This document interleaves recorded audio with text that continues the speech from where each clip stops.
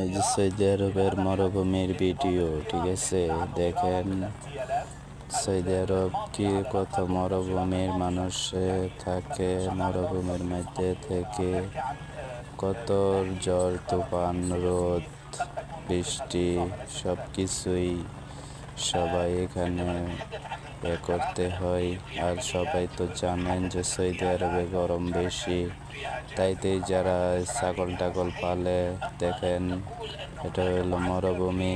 মানুষে তো বলে যে টাকা পয়সা খালি বাহিরে আসলেই, প্রবাসে আসলে যে টাকা পয়সা অনেক কামায় মানুষে, ঠিক আছে? কিন্তু কিভাবে কষ্ট করে কামায় সেটা তো আর এই প্রবাসের মানুষই বুঝে, কিন্তু অনেকজনে বুঝে না, ঠিক আছে?